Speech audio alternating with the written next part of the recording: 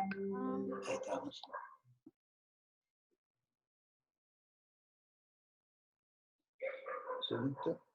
Bueno, habíamos quedado entonces en la clase anterior, donde mencionábamos la parte, habíamos explicado a qué refería cuando hablaba de situación, nuestro cuadro de protección contra incendio, esto que está aquí, y ahora vamos a ver la parte constructiva, ¿no? ¿Qué es lo que nos dice la ley de acuerdo a las características que tenga nuestro sector de incendio? ¿Cuáles son los requerimientos que vamos a tener que cumplir para poder establecer parámetros de seguridad a dicho sector? ¿Bien? Buenísimo. Vamos a continuar entonces. Esto. Bueno.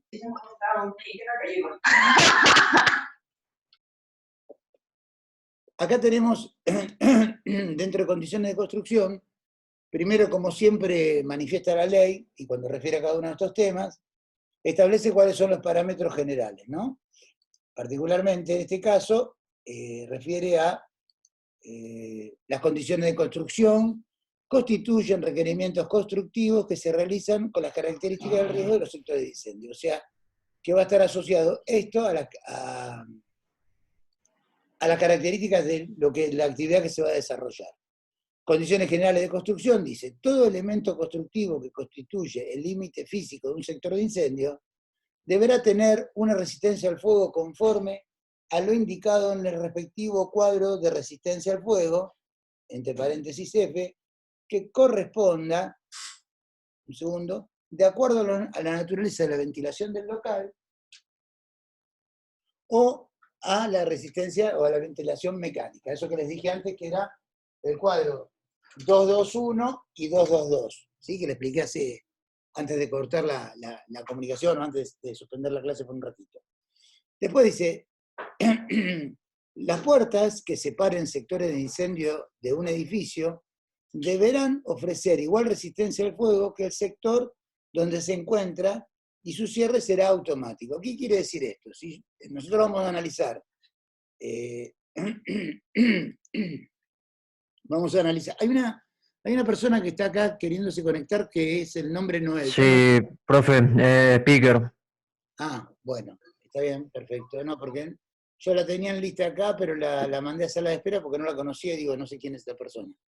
Fantástico. Bueno, gracias por avisarme, por aclararme. Bueno, como les decía, entonces, lo que nos explica acá, que además de las paredes que circundan el lugar, que van a tener que tener una determinada resistencia al fuego, o sea, todo lo que se prenda fuego dentro de esas 4 paredes, quiero decir 4 para dar una figura gráfica, la pared va a tener que resistir un tiempo determinado a esa carga de fuego, y la misma cantidad de tiempo que van a resistir las paredes tienen que poder resistir las puertas del lugar. A eso refiere ese punto. Bueno, el mismo criterio de resistencia al fuego se empleará para las ventanas, o sea que toda la parte constructiva de un sector de incendio va a tener que tener indefectiblemente, sí, en la parte circundante, tanto puertas, ventanas como paredes, la misma resistencia a la carga de fuego que tiene el sector de incendio. Vamos a ver qué dice el nuevo punto que vamos a ver ahora. El 6.1.3, este es lo que habla, son todas cuestiones generales. Después vamos a ver cada una de las condiciones, ¿no?, de construcción. Dice, en los riesgos 3 a 7, o sea, vamos nuevamente a la parte de riesgos, ¿para qué? Perdón. No lo tengo acá.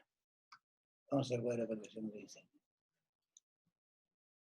Bueno, este mismo. Vamos a ver este mismo. O sea, tómense en cuenta ustedes que cuando hablamos del 3 a 7 vamos desde muy combustible hasta el refractario. Están fuera de esta evaluación los explosivos y los inflamables. ¿Sí?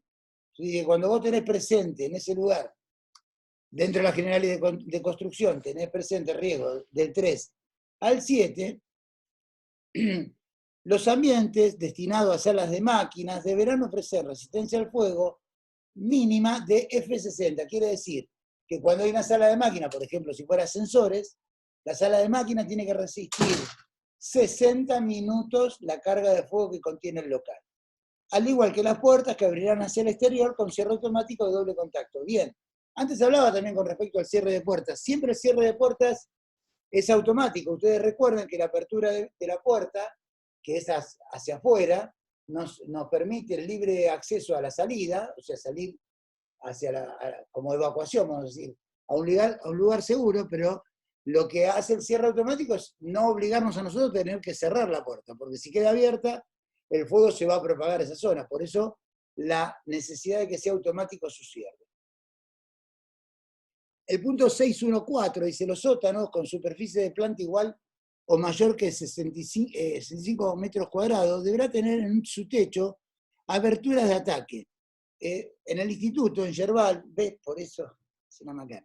En la entrada de Yerbal, en todo el piso, hay justamente, como hay un sótano ahí abajo, hay un solo ladrillo de piso que es vidriado, ¿bien? Que justamente sirve para eso. O sea, que si se produce un fuego ahí adentro, los bomberos no necesitan bajar, inundan el depósito desde ese lugar. ¿Sí? Bueno, como les decía, de diámetro, fácilmente identificable en el piso inmediato superior y cerrado con baldosa, vidrio de piso o chapa metálica sobre marco o bastidor. Estas aberturas se instalarán a razón de una cada 65 metros cuadrados. O sea que cuando yo tengo un sector de incendio, subsuelo, que tiene esa característica, me obliga la ley a poner en el techo de ese local o en el piso superior inmediato, quiere decir en la planta baja, una abertura que tenga esas características técnicas. Son generales, esas para todos, en toda su forma. Cuando existan dos o más sótanos superpuestos, cada uno deberá cumplir el requerimiento prescrito, o sea, que si va uno debajo del otro van a tener que seguir cumpliendo con el mismo requisito. La distancia de cualquier punto de un sótano, medida a través de una línea de libre trayectoria, hasta una caja de escalera, no deberá superar a los 20 metros. O sea, que si yo estoy en un sector de incendio de lo que es un sótano, la salida de emergencia, que eso lo van a ver con Patricia, no puede estar más allá de 20 metros. O sea, no puedo poner en un sótano una salida a 40 metros, porque eso no está dentro de la ley. De cualquier punto donde yo esté parado en ese lugar, tengo que tener a 20 metros como máximo una salida de emergencia. Cuando existen dos o más salidas, la ubicación de las mismas serán tales que permitan alcanzarla desde cualquier punto ante un frente de fuego sin atravesarlo. Esto quiere decir que cuando yo hago el factor de ocupación, está todo relacionado con todo. Factor de ocupación, carga de fuego, vamos a ver, y eso lo ven con ella, con Patricia, que según la cantidad de carga de fuego que tengo en el sector y la superficie que cubierta, la actividad y otros ítems que se deben tener en cuenta, hay una fórmula que nos indica cuántas salidas de emergencia tenemos que poner, o sea, de cuántas unidades de ancho y cuántas en total. Pero bueno, vuelvo a repetirlo, eso lo ven con Massieri. Si en algún momento tienen alguna duda o no lo llegan a ver porque no alcanza, me preguntan y yo se los explico. En subsuelo, cuando el inmueble tenga pisos altos, el acceso al ascensor no podrá ser directo, sino a través de una antecámara con puerta doble contacto y cierre automático resistente al fuego. ¿Para qué? Para que si se incendia la parte inferior, digamos, ese subsuelo, los humos y la temperatura no suban por el hueco del ascensor, por eso tiene una antecámara, con una puerta igual a la de la salida de emergencia. Antes de llegar al ascensor, tengo que garantizarme que haya una zona de seguridad entre el depósito o el subsuelo y el ascensor. Una zona de seguridad para que los humos, lo mismo que el mismo criterio que para la escalera de seguridad, o escalera de evacuación. Bueno, después dice, a una distancia inferior a 5 metros de la línea municipal en el nivel de acceso, existirán elementos que permitan cortar el suministro de gas, la electricidad u otros fluidos inflamables que abastezcan al edificio. Bueno, no hay mucho para decir ahí. Se asegurará, mediante línea y o equipos especiales, el funcionamiento del equipo hidroneumático de incendio, de las bombas elevadoras de agua, de los ascensores contra incendios, si lo hubiera, de la iluminación y señalización de los medios de escape y de todo otro sistema direccional afectado a la extinción y evacuación, cuando el edificio sea dejado sin corriente eléctrica en caso de siniestro. O sea, poner un grupo electrógeno. ¿Sí? Que ya lo habíamos charlado eso. Pero fíjese que no es que sale de una opinión subjetiva, está establecido en la ley.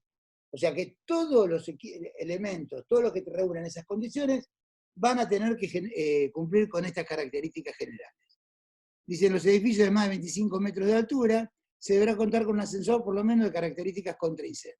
¿Bien? Eso quiere decir que tiene que tener eso que estábamos viendo recién, una antecámara, un nivel de seguridad, de incombustibilidad de los materiales del ascensor, porque puede quedar una persona encerrada ahí adentro.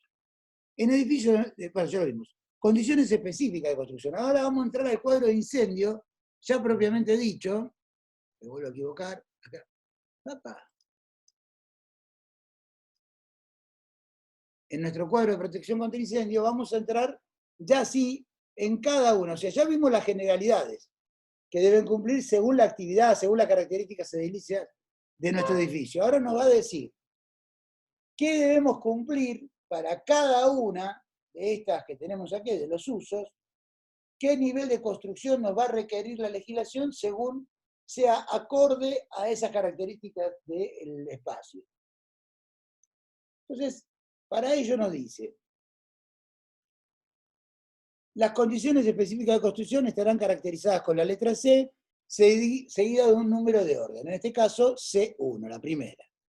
La caja de ascensores y montacargas estarán limitadas por muros de resistencia al fuego, del mismo rango que el exigido para los muros y serán de doble contacto y estarán provistas de cierre automático. O sea que cuando yo tengo la parte constructiva, acá en este cuadro de protección contra incendio, no, en el anterior, en este de aquí, pusieron C1, aplicaron 1, vivienda residencial colectiva.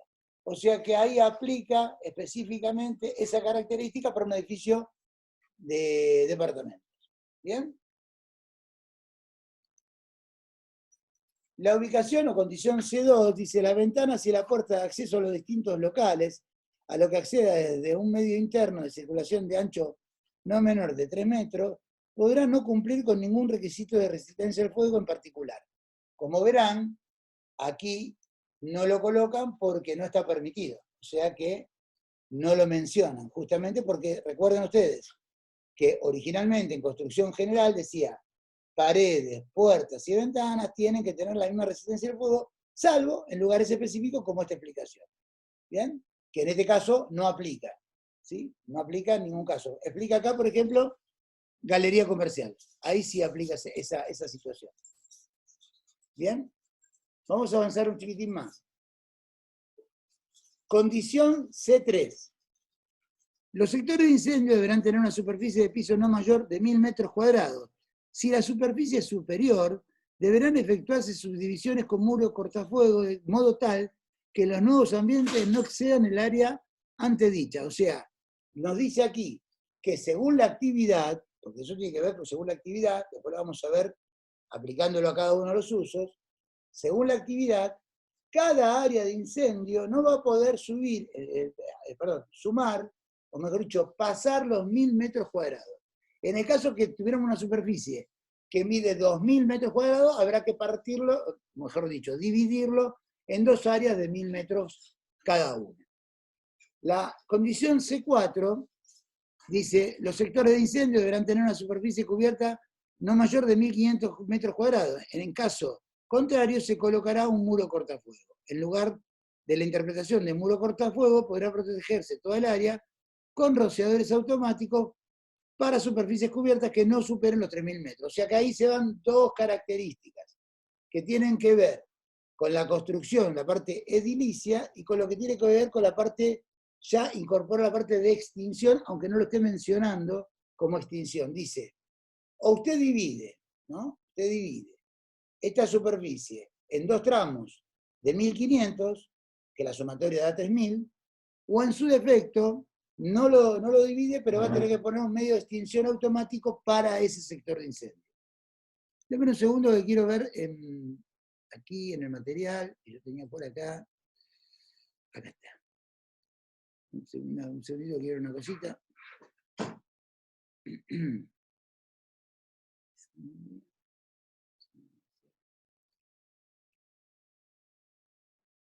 Bueno, entonces, no vamos a desarrollar cada uno los C1, C10, C8. Lo que este cuadro de protección contra incendios nos indica que según la actividad, y lo que ustedes acaban de ver recién, supongamos que yo tengo que ir a locales comerciales, como lo dice aquí. Acá el cuadro me dice que el riesgo permitido para locales comerciales es 3. Bueno, voy a dejar uno que solo sea un ítem porque acá hay mezclado. Actividades administrativas, riesgo permitido, 3. ¿Sí? Situación del lugar tiene que cumplir con lo que dice la ley en S2. Y en la parte constructiva solo va a tener que cumplir con lo que dice en la parte C1. Hasta ahí me siguen, ¿no? Eh, De nuevo, por favor. Vamos de vuelta. Yo recién les leí cada una de las condiciones generales, ¿bien? Lo que hace la guía esta de protección contra incendios es un cuadro de guía para que ustedes tengan que verificar con la ley cuál es el cumplimiento exigido por la normativa. Entonces, nosotros vimos hace un ratito la parte de situación y ahora estamos viendo las condiciones de construcción, ¿sí? Anteriormente habíamos visto los riesgos, ¿se acuerdan que fuimos allá arriba?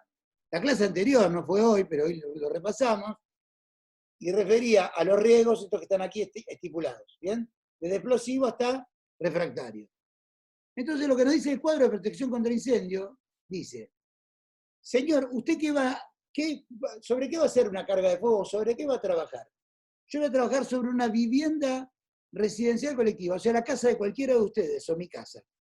Entonces dice, bueno, para el cuadro de protección contra incendio, lo máximo que usted puede poner de riesgo ahí es el riesgo número 3, que significa muy combustible. ¿Hasta ahí estamos bien? ¿Sí? sí, sí. Sí.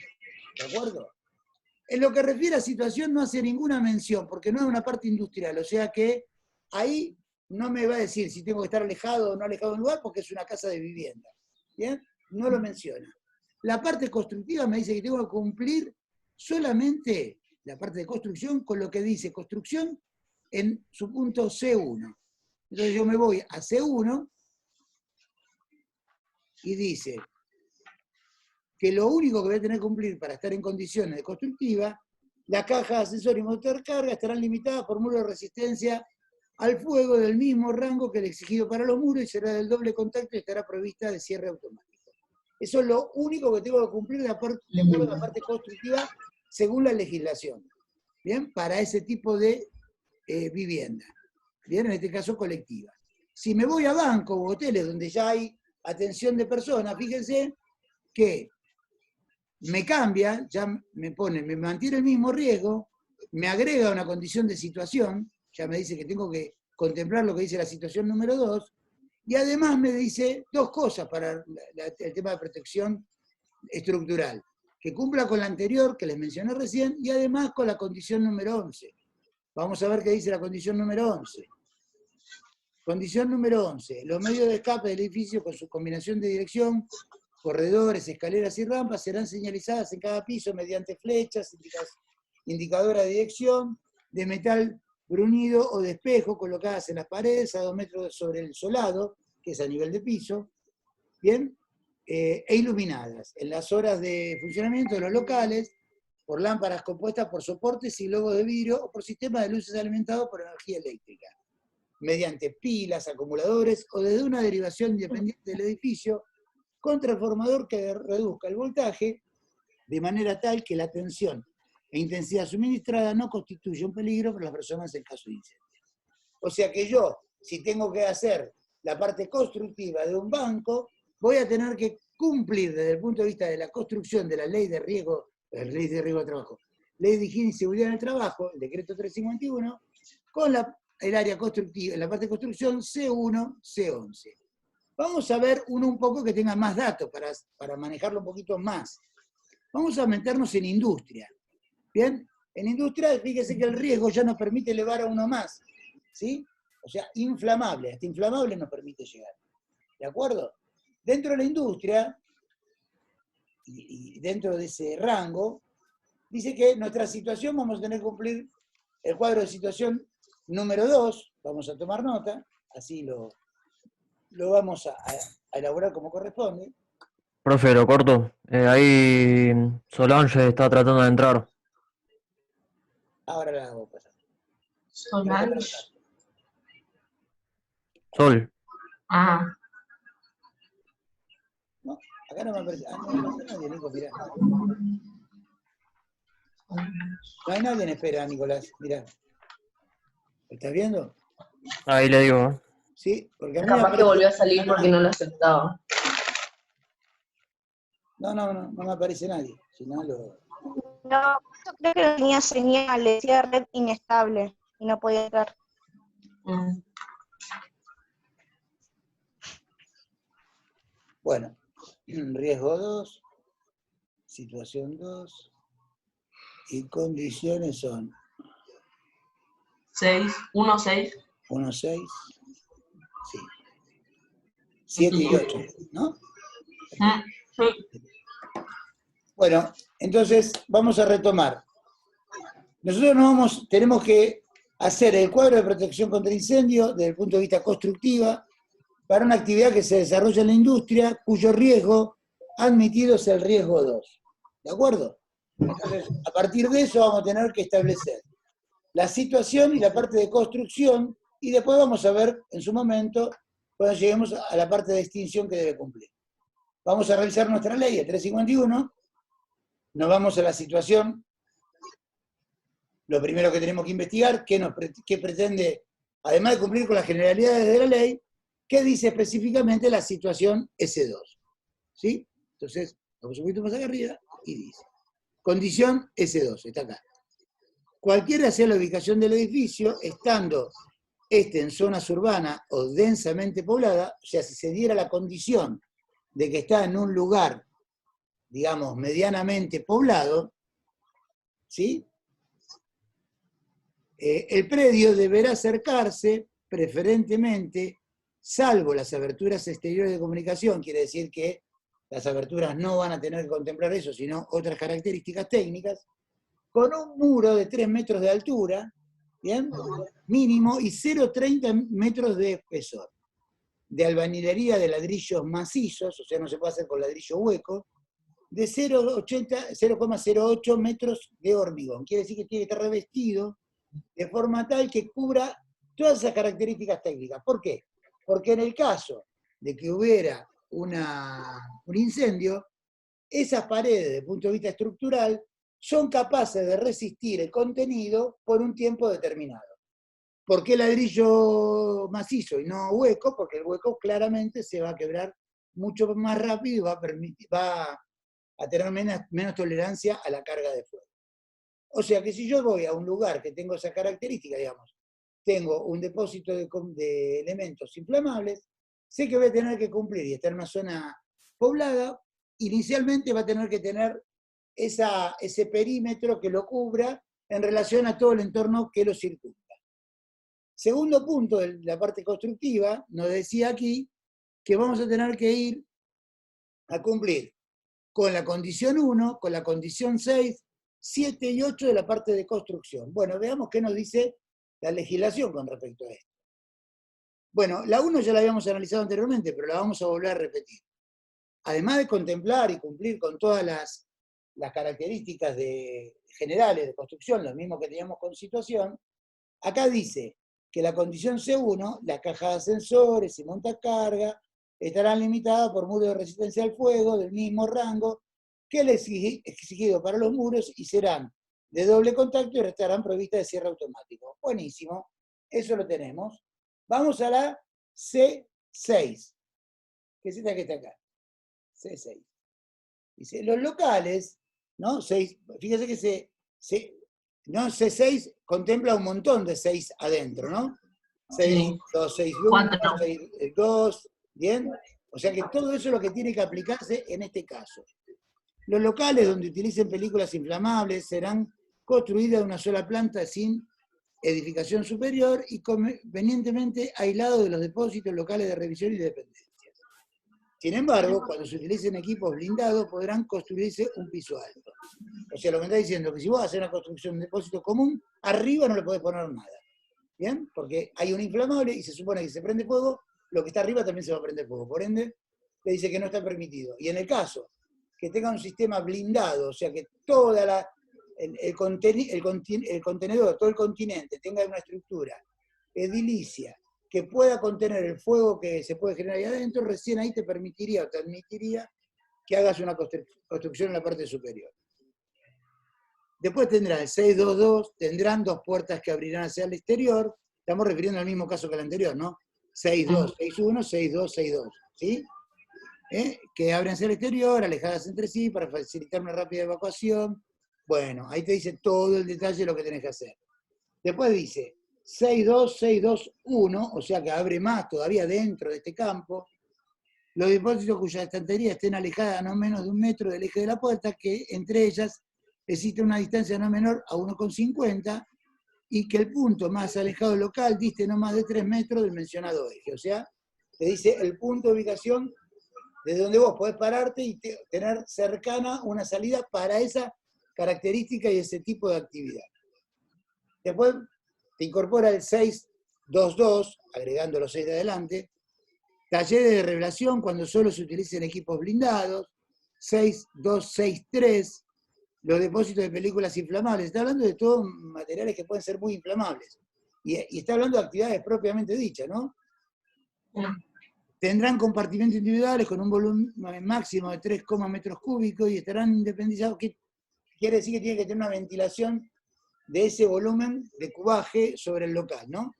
De todo otro local y sus estanterías serán incombustibles. Te va dando características de cada una hasta llegar a la última, que dice que la iluminación artificial del local en que se elaboren almacenes de películas inflamables será con lámparas eléctricas protegidas e interruptores situados fuera del local, y en el caso de situarse dentro del local estarán blindados, lo que se llaman, lo que son antiexplosivos. Vieron que son esas ampollas, creo que lo vimos en iluminación, lo que eran del tipo estanco, o sea que era antichispa para depósito de combustible, en seguridad, eso lo vimos en seguridad 3. ¿Recuerdan el depósito de combustibles inflamables? Sí, tienen que recordar. No recuerdo. Sí, sí.